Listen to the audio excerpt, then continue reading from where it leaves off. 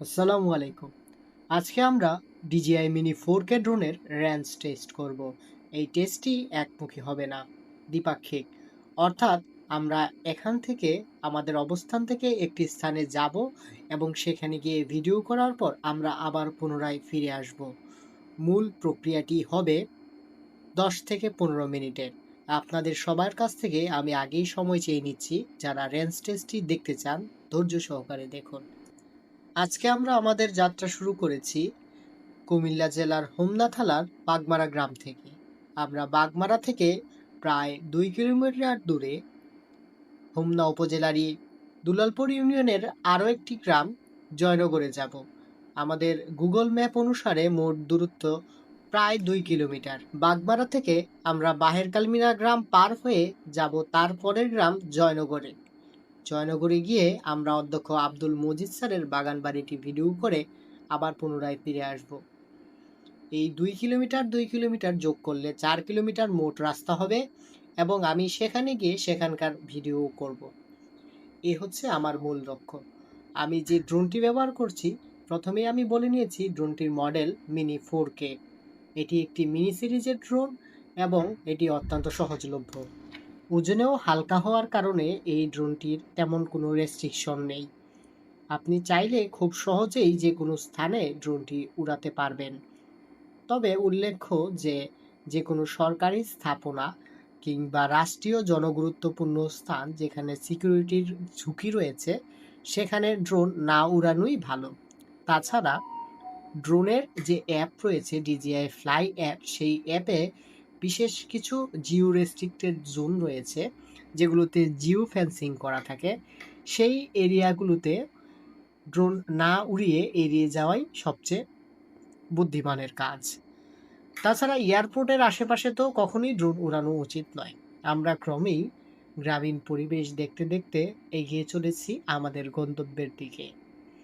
ইতিমধ্যে আমরা পার করে এসেছি বাহের কালমিনা গ্রাম।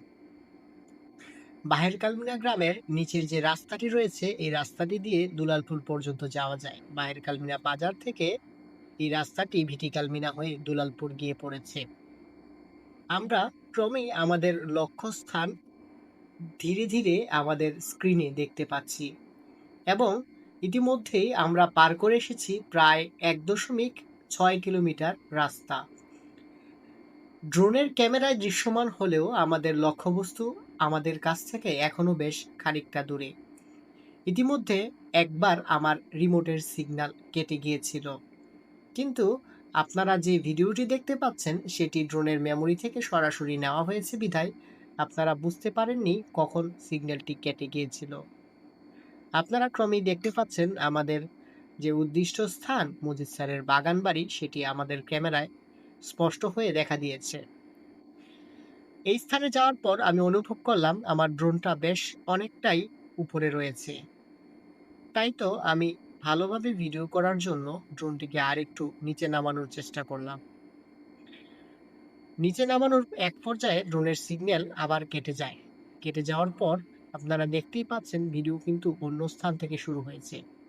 এবারে রেকর্ড বাটন আমি চাপতে ভুলে গিয়েছিলাম, সেজন্যই এমনটা হয়েছিল। অধ্যক্ষ আব্দুল মজিদ স্যার অত্র এলাকায় অত্যন্ত সুপরিচিত। সারা বাংলাদেশে তিনি পপি লাইব্রেরির জন্য সমান জনপ্রিয়। পপি লাইব্রেরি সারা বাংলাদেশে ইংলিশ এবং বাংলা গ্রামারের বইয়ের জন্য সবচেয়ে বেশি বিখ্যাত। তো যাক সে কথা, স্যার এই বাগান বাড়িটি করেছে আমাদের এলাকার মানুষের বিনোদনের জন্য। এখানে প্রতিদিন বিকেলবেলা প্রচুর লোক সমাগম হয়। মানুষ তার পরিবার নিয়ে এখানে ঘুরতে আসেন।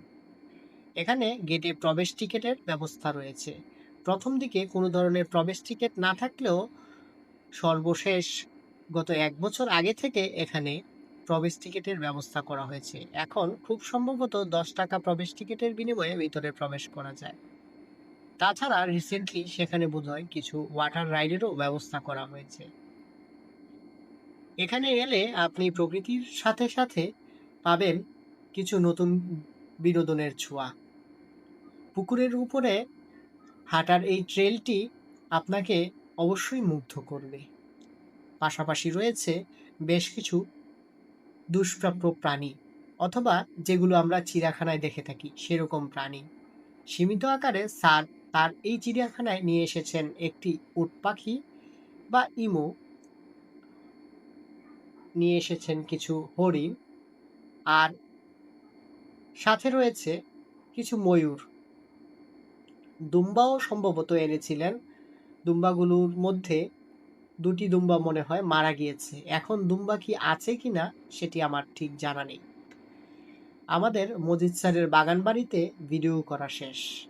এখন আমাদের মূল ড্রোনের যে আমরা টেস্ট করছিলাম রেঞ্জ টেস্ট, সেখানে ফিরে আসার পালা। অর্থাৎ আমরা এখন আমাদের বাড়ির দিকে পুনরায় ফিরে আসব। ইতিমধ্যে আমার ড্রোনের চার্জ প্রায় 40% শেষ হয়ে 60%-এ নেমে এসেছে। দিগন্ত রেখার দিকে তাকিয়ে দেখলাম সূর্য ক্রমেই অস্ত যাচ্ছে। আমরা এখন ফিরছি। সামনে যে রাস্তাটি দেখতে পাচ্ছি সেটি আমরা কিছুক্ষণ আগে যাওয়ার সময় দেখেছিলাম, কালমিনা থেকে দুলালপুর যাওয়ার রাস্তা। আসার সময় আলো কিছুটা কমে যাওয়ায় নিচের ধানের যে জমিনগুলো দেখেছিলাম সেগুলো ক্রমেই অন্ধকার হয়ে এসেছে। এখন আমার কিছুটা ভয় করছে, কারণ ড্রোনটাকে পাঠিয়েছি অনেক দূরে। আমরা যেখানে দাঁড়িয়ে আছি সেখান থেকে প্রায় 2 কিলোমিটার দূরে আমরা ড্রোনটি পাঠিয়েছি। যেহেতু ওই স্থানটি আমার পরিচিত, কিন্তু তথাপি এই স্থান দিয়ে আমি কখনোই যাইনি। অর্থাৎ আমি যেখানে গিয়েছিলাম সেখানে আমি বাই রোডে রাস্তায় গাড়ির মাধ্যমে গেলেও এভাবে আড়াআড়ি মাঠের মাঝখান দিয়ে কখনো হেঁটে যাইনি। তাই তো জায়গাটি চিনতে আমার ক্রমেই সমস্যা হচ্ছিল। ভুলবশত আমি দিকও পরিবর্তন করে ফেলি। দিক পরিবর্তন করে আমি অনেকটা কালমিনা গ্রামের দিকে সরাসরি চলে যাই। যেতে যেতে আমি অনেকটা পাহের কালমিনা নুরুল ইসলাম উচ্চ বিদ্যালয়ের ওই দিকে পৌঁছে। সেই দিক পৌঁছার পর আমি বুঝতে পারি আমি আসলে ভুল দিকে যাচ্ছি। ক্রমেই আমি বাহের কালমিনা হয়ে মীর শিকারীর দিকে এগিয়ে যাচ্ছিলাম, কিন্তু আমার গন্তব্য ছিল বাগমারা গ্রাম। সেটা বুঝতে আমার বেশ অনেকটা সময় লেগে যায়, কিন্তু যখন বুঝতে পারি তখনও অনেক দেরি হয়নি, কারণ আমার ড্রোনে তখনও 40% চার্জ অবশিষ্ট রয়েছে। এখন আমি চারদিক ঘুরে দেখছি যে আমি আসলে কোথায় যাচ্ছি এবং আমার কোথায় যাওয়া উচিত। কালমিনা স্কুলের এই ভবনটি দেখেই আমার মনে পড়ে আমি আসলে ভুল দিকে যাচ্ছি। এটা বুঝতে আমার অনেক সময় লেগেছে। এই যে আমি পুনরায় কিন্তু স্কুলের ভবনটির দিকে ক্যামেরা ঘুরাই।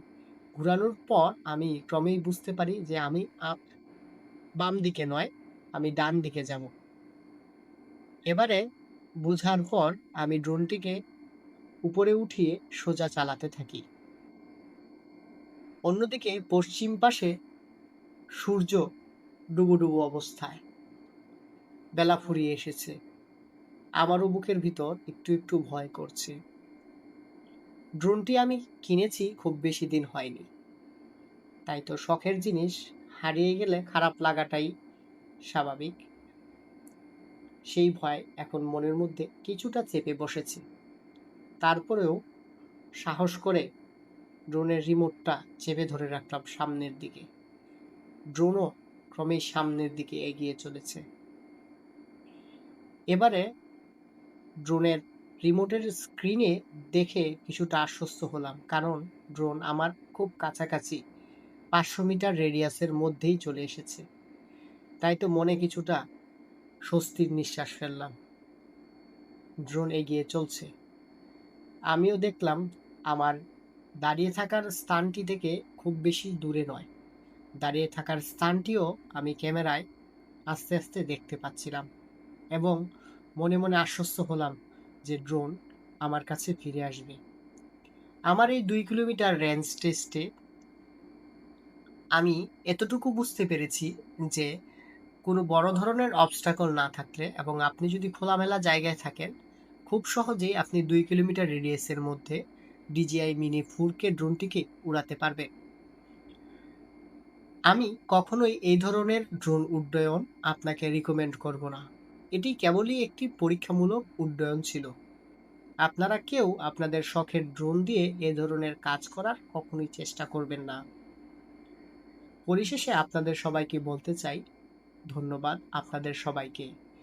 দয়া করে আমার এই পেজটিকে ফলো দিয়ে এবং ইউটিউব চ্যানেলটিকে সাবস্ক্রাইব করে আমার পাশে থাকার জন্য অনুরোধ করা গেল। এই যে আমি হাত দেখতে পাচ্ছেন, ধন্যবাদ আপনাদেরকে।